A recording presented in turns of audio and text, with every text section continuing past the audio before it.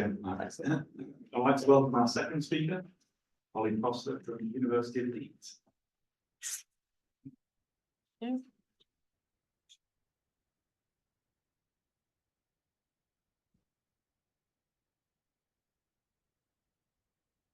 Right, is that working? So yeah, I'm Holly Foster. I'm based at the University of Leeds, but a lot of my work is in collaboration with a lot of other sort of centres and universities as well, which I'll go through in this presentation, which is pretty much a whistle-stop tour of everything I have done and what I'm planning on doing over the next year as well. So to start off with a little bit of background, this is isonucleating particles that initiate heterogeneous freezing, as we briefly mentioned in the talk before. And this sort of happens at temperatures between 0 and -37 degrees in the atmosphere. So these particles come from a range of different sources and they exist in a range of concentrations. So some of the most sort of like the ones that exist in the highest concentration are more of your mineral dust type particles, whereas the ones that exist in the lowest concentration are often more biological, but these ones are more active in that they nucleate ice at warmer temperatures. But because they exist in such a low concentration, they're really difficult to collect and to analyse. So the reason these particles are important in the atmosphere is because they have a large impact on clouds and climate. So the formation of ice in clouds can initiate precipitation, it can change cloud dynamics such as the formation of lightning and thunderstorms, and they also affect the albedo and the lifetime of clouds as well. So it's really important that we're able to sort of measure across the whole temperature and concentration spectrum of these particles. So a nice way of showing this graphically is this here, which is a simulation of clouds in the Southern Ocean. And as you can see, there is sort of a much higher albedo of the clouds here when there's low IMP, whereas when there's a high IMP concentration, the cloud has sort of dissipated quite a lot. So we need to know what these particles are so that we can properly model them in the future, and we know how they're going to affect clouds in a changing climate. So the main way that we sample these, I've sort of put them into these three blocks here. We've got ground level sampling, which is often done with filter samplers, cascade impactors, instruments like that. Then there's your sort of mid-level sampling, which would be balloon and drone deployable instruments.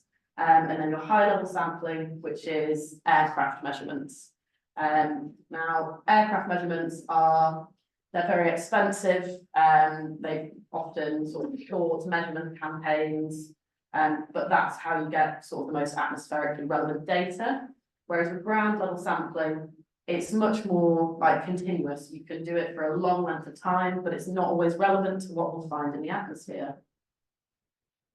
So this is how we analyse these particles, it's often with a droplet freezing assay.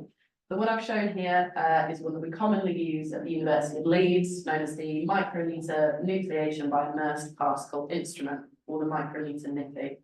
I don't know if this video is going to work. No, but basically all of those droplets change colour to sort of like darker shades, and that means that they've frozen, and then they sit on top of the cold stage, so we know what temperature that they froze at. And then with that, we can get an IMP concentration from this data. So my sort of objectives were to test and develop new instrumentation that might improve upon what we currently have, so that you can understand the entire range of concentrations, and then to identify some specific types. And then I've got two use cases with this new instrumentation I'm sort of helping to test. So the first thing I've been doing is an aerosol sampler comparison, and this is with an electrostatic precipitator from the University of Hertfordshire, and just a traditional filter sampler. Now these are quite different in terms of how they collect, but they both produce an aqueous suspension of aerosol, which is what I've been comparing. So these are my results so far. The top one here is dilutions, and this is, so the blue line is a 200 microliter aqueous suspension that I've then frozen going down to 5 milliliters.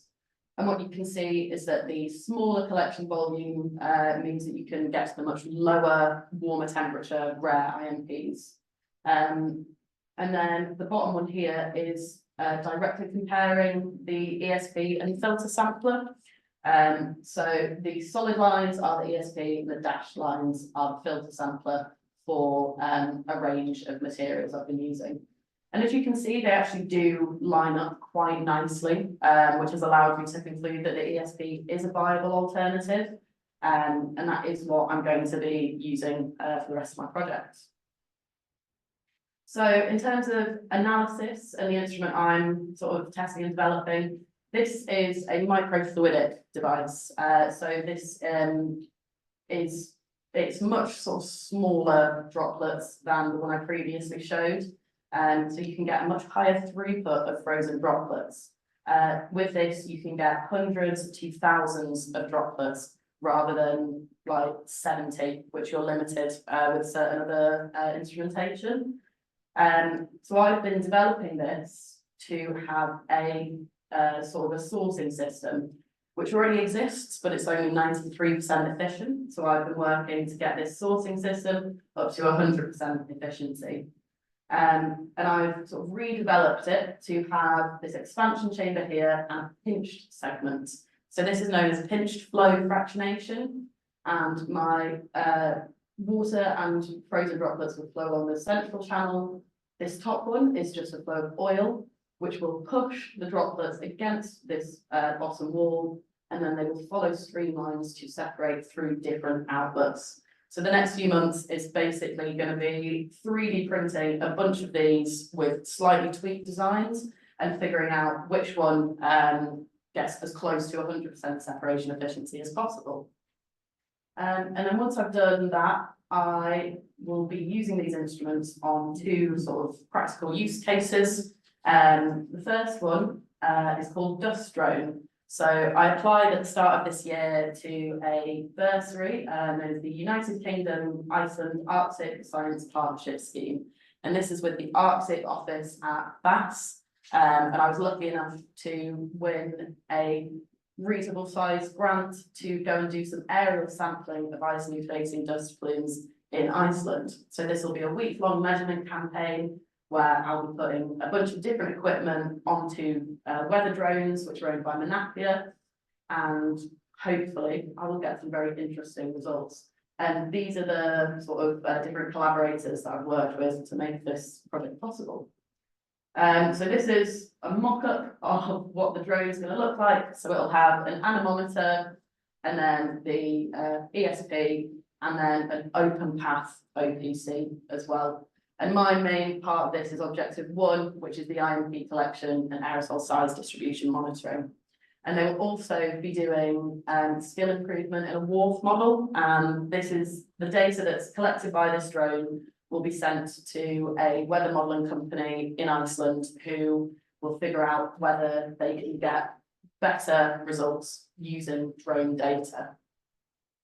And then the second case I'll be doing is investigating effective wind speeds and hopefully relative humidity on IMP emission from crops. And this is with Rockhampstead Research, which are my industrial partner. And this is using their 12-metre long wind tunnel. I'll be putting different infected and non-infected crops within this, monitoring the size distribution, and then doing ice nucleating particle analysis to figure out what the concentration is at different wind speeds. And this is sort of what this like experimental design will look like within the wind tunnel. I have been to Rockhampstead for a week last year where I cleaned out the wind tunnel, and we did some preliminary tests which are looking very positive for this to be able to happen. So I want to thank all of these different people that I've had the pleasure to work with so far, and I'm really looking forward to continuing working with them. And I will leave you on my summary there and open for questions.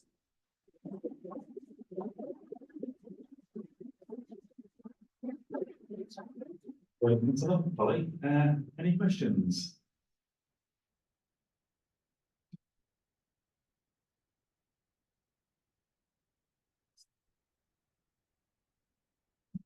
My own education, I still have from Cambridge, my own education. This expansion method that you're talking about, can you just explain a little bit what the logic is of that? Yes, of course. So with the, so at the moment, the current design is just a density-driven expansion chamber. So because ice and water have different densities and slightly different sizes when the droplets freeze, under the force of gravity, they will travel through the expansion chamber and go through different outlets.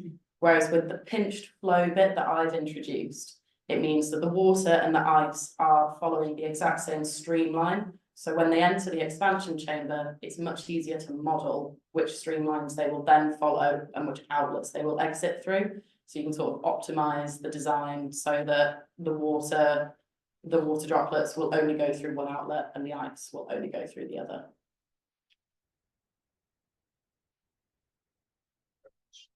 So I'm interested in the infected vegetation ice nuclear. I didn't know about that before. Is that, is there evidence for that? You get There is, IP? yeah, there's some evidence that certain kind of like rust spores or fungal spores can cause ice nucleation as well. So I'll be looking at healthy versus unhealthy plants, mainly just.